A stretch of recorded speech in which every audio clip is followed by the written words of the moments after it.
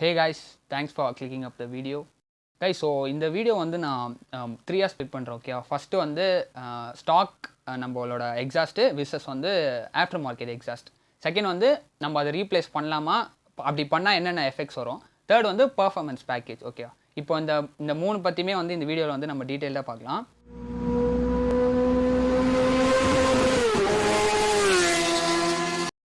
So first வந்து stock exhaust பற்றி சொல்கிறேன். What is a stock exhaust? இப்போ நம்ம பைக் ஒன்று வாங்குகிறோம், அதோட ப்ரொடக்ஷன்லேருந்தே வருது. ஒரு ஹெட்டர் டியூப் வரும், ஒரு மிட் டியூப் வரும், அதுக்கப்புறம் வந்து மஃபர் வந்துடும், ஸ்லிப் ஆன் மஃபர். ஓகேவா, இதுதான் வந்து ஸ்டாக் எக்ஸாஸ்ட்.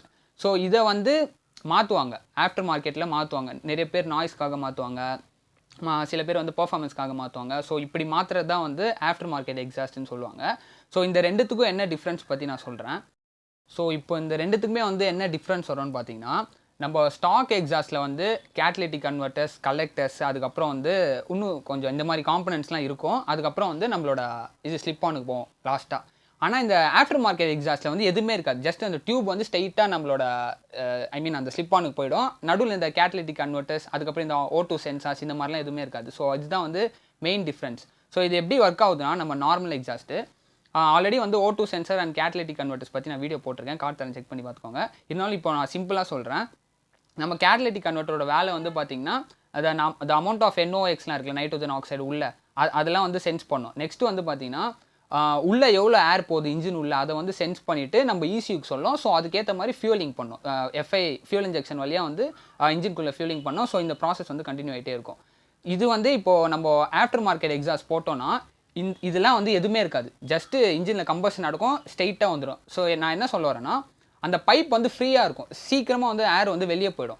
அதே மாதிரி வந்து அந்த எக்ஸாஸ்ட், அந்த ஸ்லிப் ஆன் சொல்கிறோம்ல, அதுக்குள்ளே வந்து பேஃபில் பிளேட்ஸ்லாம் இருக்கும். ஸோ அதனால் வந்து உங்களுக்கு நாய்ஸும் வந்து இன்னும் சூப்பராக இருக்கும்.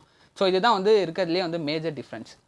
ஸோ இப்போ வந்து நம்ம ஒரு ஸ்போர்ட்ஸ் பைக் எடுத்துப்போம். ஃபார் எக்ஸாம்பிள் ஒரு 1000cc பைக் எடுத்துக்கிறோம், மேபி ஒரு 900cc கூட எடுத்துக்கலாம். இப்போது அதிலலாம் வந்து சூப்பர் பைக்ஸில் என்ன பண்ணுவாங்கன்னா, பைக் வாங்கினதும் ஸ்டாக் எக்ஸாஸ்ட் வரும். இப்போ ஃபார் எக்ஸாம்பிள் நிஞ்சான்னு வச்சுக்கோங்க, ZX10R எடுத்துக்கிறோம். அதுக்கு வந்து ஒரு ஸ்டாக் எக்ஸாஸ்ட் வரும் பைக் வாங்கும்போது. ஓனர்ஸ் என்ன பண்ணுவாங்கன்னா, அந்த ஸ்டாக் எக்ஸாஸ்ட்டை வந்து ரிமூவ் பண்ணிவிட்டு ஆஃப்டர் மார்க்கெட் எக்ஸாஸ்ட் வந்து போடுவாங்க. இது வந்து 2 டைப்ஸ் இருக்குது. ஃபர்ஸ்ட் ஒன் பார்த்தீங்கன்னா ஃபுல் சிஸ்டம் எக்ஸாஸ்ட் சொல்லுவாங்க. எப்படின்னா, நம்ம இன்ஜின் இருக்கா, இன்ஜின்லேருந்து இப்போது 4 இன்லைன் 4 ஆகுது. சரி, நம்ம பேசிக்காக நம்ம நார்மல் பைக்ஸ் எடுத்துப்போம். இப்போ ஒரு R15 இருக்குன்னு வச்சுக்கோங்களேன், இன்ஜின் இருக்கும். இன்ஜின்லேருந்து அந்த ஹெட்டர் டியூப் இருக்குல்ல, அதுலேருந்து ஃபுல்லாக நம்ம அந்த ஸ்லிப் ஆன் எக்ஸாஸ்ட் வரைக்கும், இப்போ ஆக்ரோபாவிக் எழுதிருக்குன்னா அது வரைக்கும் அந்த ஃபுல்லாக அந்த ஸ்லிப் ஆன் ஃபுல்லாகவே வந்து பார்த்திங்கன்னா ஃபுல் சிஸ்டம் எக்ஸாஸ்ட் சொல்லுவாங்க. இல்லைனா வந்து வெறும் ஸ்லிப் ஆன்ஸ் மட்டும்னா அந்த டவுன் டியூப்ஸ், இப்போ வந்து நம்ம ஒரு R15 எடுத்துக்கிறோம், BS6 இப்போது லேட்டஸ்ட், அதில் வந்து பார்த்திங்கன்னா கேட்டலிட்டிக் கன்வெர்ட்டர்ஸ்லாம் இருக்கும். ஸோ இப்போ அந்த கேட்டலிட்டிக் கன்வெர்ட்டர்ஸ்லாம் வரும், எல்லாமே வந்துடும். எண்டிங்கில் மட்டும் இப்போ நம்ம நார்மல் V3யோட சைலன்சர் இருக்கும்ல, அது எடுத்துகிட்டு நம்ம ஆக்ரோபாவிக் போடுவாங்க. ஸோ அது பேர் வந்து ஸ்லிப் ஆன் சொல்லுவாங்க. ஸோ இது வந்து 2 மெயின் டிஃப்ரென்ஸ் இருக்குது. இப்போ இந்த ஸ்போர்ட்ஸ் பைக்கில் வந்து எதுக்கு வந்து ஃபுல் சிஸ்டம் எக்ஸாஸ்ட் போடுறாங்கன்னு கேட்டிங்கன்னா, first main reason wait reduction. அவங்க வந்து எப்பயுமே இப்போது ட்ராக் ஃபோக்கஸ்டு பைக்ஸ்லாம் இருந்ததுன்னா வெயிட் ரிடக்ஷன் வந்து கான்சன்ட்ரேட் பண்ணுவாங்க. எப்படின்னா வந்து இந்த வெயிட்டை குறைக்கணும். ஃபார் எக்ஸாம்பிள் இந்த ரியர் வியூ மிரர்ஸ், பின்ன டெயில் பேட்ஸு, அதுக்கப்புறம் வந்து சீட்ஸ், இதெல்லாம் வந்து கொஞ்சம் ஆல்டர் பண்ணிவிட்டு வெயிட் ரிடக்ஷன் பண்ணணும்னு சொன்னோன்னா, இப்போது நம்ம நார்மல் சைலன்சருக்கும் இந்த எக்ஸாஸ்ட் ஆஃப்டர் மார்க்கெட் எக்ஸாஸ்ட்டுக்கும் எங்கேயோ ஒரு 5 kgs அந்த மாதிரி வந்து டிஃப்ரென்ஸ் வரும். ஒரு மொத்தம் ஃபார் எக்ஸாம்பிள் சொல்கிறேன், ஒரு மாசாக ஒரு வெயிட் ஒரு டிஃப்ரென்ஸ் வரும். ஸோ அதனால தான் வந்து அவங்க என்ன பண்ணுவாங்கன்னா, ஸ்டாக் எடுத்துகிட்டு வந்து ஆஃப்டர் மார்க்கெட் போடுவாங்க. இப்போ நம்ம என்ன பண்ணுறோம் அப்படின்னா, இப்போ நம்ம பசங்களுக்கு நிறைய ஐடியா இருக்கும். இப்போது ஃபார் எக்ஸாம்பிள் வந்து நீங்கள் ஒரு பல்சர் 150 வச்சுருக்கீங்க, இந்த வீடியோ பார்த்துட்ருக்கீங்க அப்படின்னா, உங்களுக்கு ஒரு தாட் இருக்கும், இந்த மாதிரி வந்து நமக்கும் சவுண்டுலாம் நல்லா இருக்கணும், நம்ம வந்து மாற்றணும் அப்படின்னு வந்து நம்ம எப்பயுமே ஆசைப்படுவோம், பசங்களும் ஆசைப்படுவோம். ஸோ அதுக்கு வந்து உங்களுக்கு வந்து ஒன்று சொல்லணுன்னா, இந்த ஸ்லிப் ஆன்னு சொல்லுவாங்க. ஒரு மேக்ஸிமம் ஒரு 5000 rupees அந்த ப்ரைஸிங்கில் வரும். அந்த ஸ்லிப் ஆன் என்ன பண்ணுவாங்களா, இப்போது BS6 பல்சர் 150 வச்சுருக்கீங்களா, கேட்டலிட்டிக் கன்வெர்ட்டர்ஸு, அதுக்கப்புறம் வந்து கலெக்டர்ஸ் எல்லாமே இருக்கும். எண்டிங்கில் மட்டும் அந்த இதை எடுத்துகிட்டு ஸ்லிப் ஆன் எடுத்துகிட்டு இது போட்டுருவாங்க, உங்களை ஆஃப்டர் மார்க்கெட் ஸ்லிப் ஆன்ஸ் போட்டுருவாங்க. ஸோ அந்த மாதிரி போட்டிங்கன்னா உங்களுக்கு வந்து பெருசாக எந்த டிஃப்ரென்ஸுமே வராது. ஏன் சொல்லணும்னா, நாய்ஸ் மட்டும் மாறும், அது வந்து அஷூரன்ஸு. பட் வந்து பர்ஃபார்மன்ஸ் ஏறுமா, என் வண்டி கொஞ்சம் ஸ்பீடாக போகுமா அப்படின்னு நினச்சிங்கன்னா அதெல்லாம் வந்து எதுவுமே நடக்காது. ஜஸ்ட்டு வந்து உங்களுக்கு நாய்ஸில் மட்டும் வேரியேஷன் இருக்கும். இப்போ வந்து எனக்கு வந்து பர்ஃபார்மன்ஸ் ஏறணும், நான் வந்து இன்னும் கொஞ்சம் BHP, என் பைக்கோட இனிஷியல் BHP எல்லாமே வந்து இம்ப்ரூவ் ஆகணும் அப்படின்னு நினச்சிங்கன்னா, நான் நெக்ஸ்ட்டு பேச போகிற டாபிக் பர்ஃபார்மன்ஸ் பேக்கேஜில் வந்து நான் இதை பற்றி வந்து டீட்டெயிலாக வந்து நான் உங்களுக்கு சொல்கிறேன். கைஸ், ஸோ இப்போ வந்து நான் சொன்ன ஒரு பல்சர் 150 நீங்கள் வச்சுருக்கீங்க அப்படின்னா, அதில் நீங்கள் என்ன பண்ணக்கூடாதுன்னு நான் சொல்கிறேன். இப்போ வந்து பல்சர் 150ல் நீங்கள் வந்து ஸ்லிப் ஆன் மட்டும் வாங்கி போகிறீங்க, ஒரு 5000 ருபீஸ்க்கு ஒரு ஸ்லிப் ஆன் வாங்கி போட்டிங்கன்னா எந்த ப்ராப்ளம் வராதுன்னு சொன்னேன். மற்றபடி நம்ம வேறு எங்கேயுமே கை வைக்கக்கூடாது. இப்போ ஃபார் எக்ஸாம்பிள் இவங்க வண்டி BS6னா அதோட கேட்டலிட்டிக் கன்வெர்ட்டர்ஸு அதோட சென்சார்ஸ் அதில் மட்டும் நம்ம கை வைக்கக்கூடாது. எதுக்கு சொல்கிறேன் அப்படின்னா, கேட்டலிட்டிக் கன்வெர்ட்டர்ஸ்க்கும் O2 சென்சார்ஸ்க்கும் வந்து நிறைய வேலை இருக்குது. ஃபார் எக்ஸாம்பிள் இன்ஜின் உள்ள கம்பஷன் நடக்குது, கேஸஸ்லாம் வந்து வெளியே வருது. ஸோ அதில் எவ்வளோ அமௌண்ட் ஆஃப் கேஸ் வெளியே வருது, ஸோ அதில் வந்து ஆக்சிஜன் இருக்குன்னா இவ்வளோ காற்று வந்து வெளியே வருது. ஸோ அதுக்கேற்ற மாதிரி ஃபியூல் இன்ஜெக்ஷன் வழியாக ஃபியூல் வந்து இன்ஜின்குள்ளே போகணும். இதுதான் வந்து கான்செப்ட். ஓகேவா? இப்போ வந்து நம்ம அதை வந்து டிஸ்டர்ப் பண்ணிட்டோம் அப்படின்னா ஃபியூலிங் பாட்டு போயிட்டே இருக்கும். இப்போ ECUவில் வந்து ப்ரோக்ராம் பண்ணியிருப்பாங்க, இவ்வளோ ரைஸ் பண்ணாங்கன்னா இவ்வளோ அமௌண்ட் ஆஃப் ஃபியூல் வந்து உள்ளே போகணும் இன்ஜின் உள்ளன்னு. அது வந்து ப்ரோக்ராம்டாக இருக்கும். வேறஸ் வந்து நம்மளோட O2 சென்சார்ஸ்லாம் சொன்னாலும் அதோட வேலை வந்து உள்ளே எவ்வளோ அமௌண்ட் ஆஃப் காற்று வந்து உள்ளே அனுப்பணுன்றது தான். ஸோ இப்போ நம்ம அதை டிஸ்டர்ப் பண்ணிட்டோம் அப்படின்னா நிறைய காற்று வந்து உள்ளே போயிடும், ஃபியூல் வந்து கம்மியாக போயிடும். என்ன சொல்லணும்னா லீன் மிக்சர்னு சொல்லுவாங்க. இப்போ நிறைய காற்று லெஸ் ஃபியூல் போச்சுன்னா லீன் மிக்சர் சொல்லுவாங்க.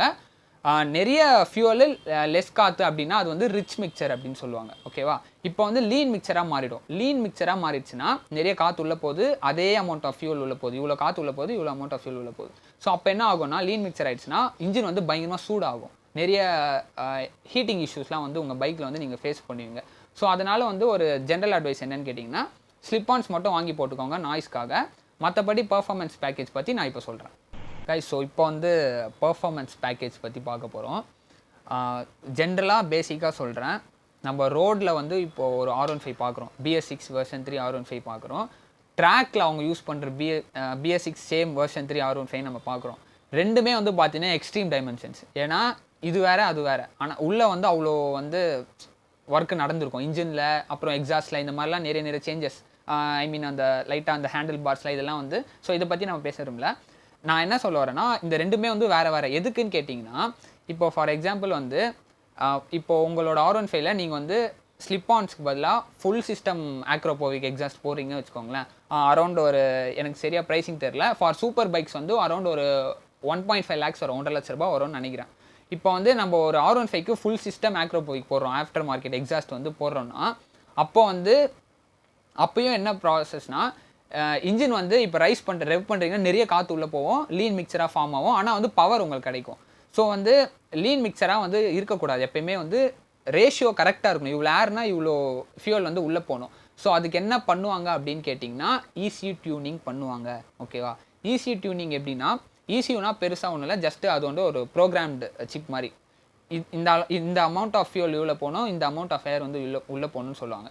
ஸோ இப்போது நம்ம ஆஃப்டர் மார்க்கெட் எக்ஸாஸ்ட் போட்டோம்னா நம்ம ரெவ் பண்ணும்போது அந்த இன்டேக்குக்கு நம்ம ஏர் ஃபில்டர்ஸ் மாற்றணும். அதே மாதிரி வந்து பார்த்திங்கன்னா ஃபியூலிங்கோட ரேஷியோ வந்து மாற்றணும்.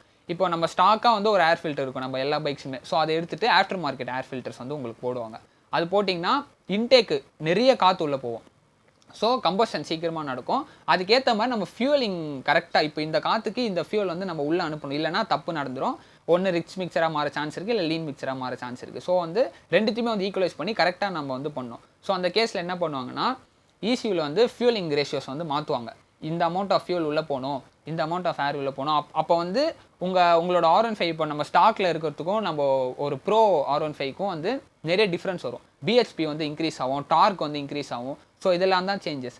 ஸோ இப்போ வந்து ஒரு சம்மரைஸ் பண்ணோன்னா, உங்களுக்கு வந்து பர்ஃபார்மன்ஸ் முக்கியம், எனக்கு வந்து நான் எல்லாமே இம்ப்ரூவ் பண்ண போகிறேன் பைக்கில் அப்படின்னு நினச்சிங்கன்னா, நீங்கள் வந்து ஃபுல் சிஸ்டம் ஆக்ரோபோவிக் போடணும். ஆக்ரோபோவிக்னு இல்லை, சிமிலர் பேண்ட்ஸ், என் வாயில் வந்து ஆக்ரோபோவிக்னு வருது. So full system after market exhaust வந்து நீங்கள் மாட்டினீங்கன்னா கூடவே வந்து ஆஃப்டர் மார்க்கெட் ஏர் ஃபில்டர்ஸ் வந்து நீங்கள் வந்து வாங்கி போடணும். அதே மாதிரி ECU வந்து டியூன் பண்ணும். இந்த மூணுமே வந்து பேக்கேஜ், இதுதான் வந்து பர்ஃபார்மன்ஸ் பேக்கேஜ் அப்படின்னு சொல்லணும். இது ஒரு கிட்டு. இந்த மூணுமே நீங்கள் ஆல்டர் பண்ணால் தான் உங்களுக்கு வந்து நாய்ஸு, பவர் ரேஷியோ எல்லாமே வந்து ஈக்குவலைஸ் ஆகும். இல்லை எனக்கு வந்து நாய்ஸ் வந்தால்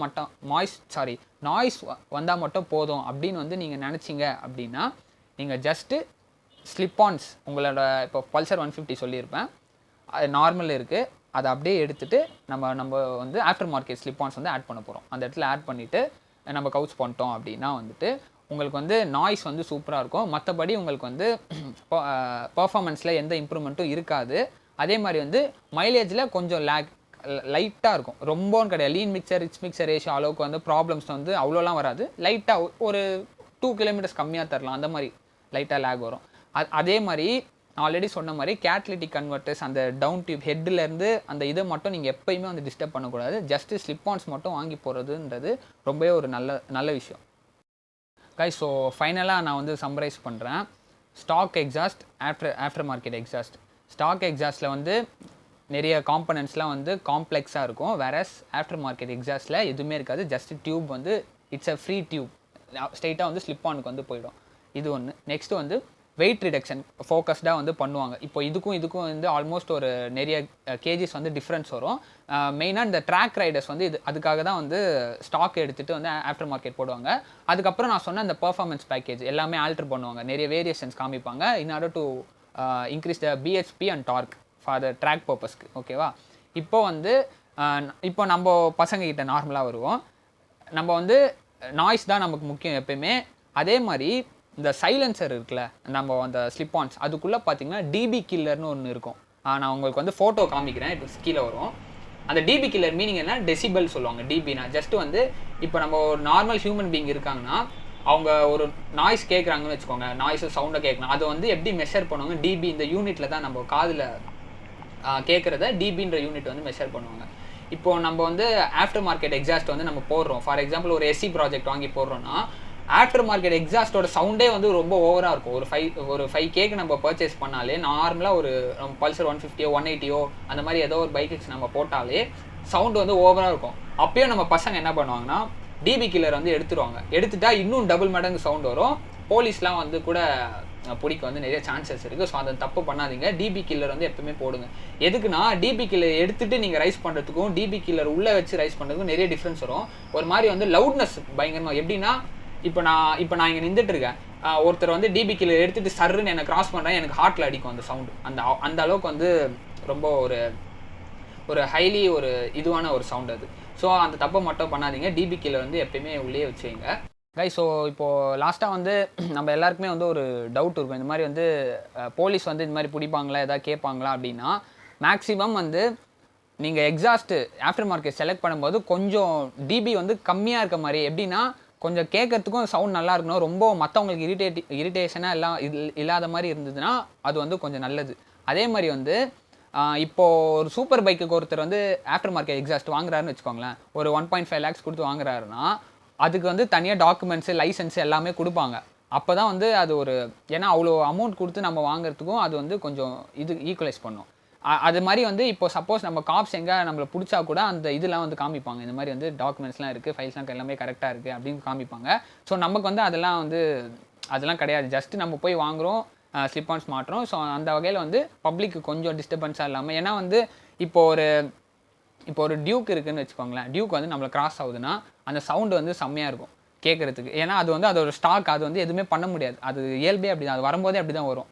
இப்போ நம்ம லைட்டாக ஆல்டர் பண்ணி வேறு பைக்குக்கு வந்து ஸ்லிப்-ஆன் போட்டு டியூக் சவுண்டு காம்படேட் பண்ணோன்னா ஓகே. பட் வந்து அது வந்து டிஸ்டர்பிங்காக இருக்கக்கூடாது எந்த வகையிலுமே. ஏன்னா வந்து அது கொஞ்ச நாளில் வந்து உங்களுக்கே ஒரு மாதிரி ஆகிடும், என்ன இது ரொம்ப நாய்ஸ் வருது அந்த மாதிரி ஆகிடும். ஸோ செலக்ட் பண்ணும்போது இது மட்டும் கொஞ்சம் மைண்டில் வச்சு செலக்ட் பண்ணுறது நல்லது. கைஸ், ஸோ தேங்க்ஸ் ஃபார் வாட்சிங் த வீடியோ. ஹோப் உங்களுக்கு வந்து வீடியோ புரிஞ்சிருக்கும்னு நினைக்கிறேன். ஸோ இது ரிலேட்டடாக எக்ஸாஸ்ட் பற்றி ஏதாவது டவுட்ஸ் இருந்தது அப்படின்னா வந்து கமெண்ட் பண்ணுங்கள். அதே மாதிரி வேறு ஏதாவது டாபிக்ஸ் பண்ணாலும் கமெண்ட் பண்ணுங்கள். இன்னும் பயங்கரமான டவுட்ஸ் எதாவது இருந்ததுன்னா இன்ஸ்டாவில் வந்து டிஎம் பண்ணுங்கள். ஸோ நான் மேக்ஸிமம் ரிப்ளை பண்ண ட்ரை பண்ணுறேன். So until then next time, take care, start a by chess. Mileage என்ன கொடுக்குதுன்னு கேட்டேன். மைலேஜ் 50 கொடுக்குதுண்ணே. 50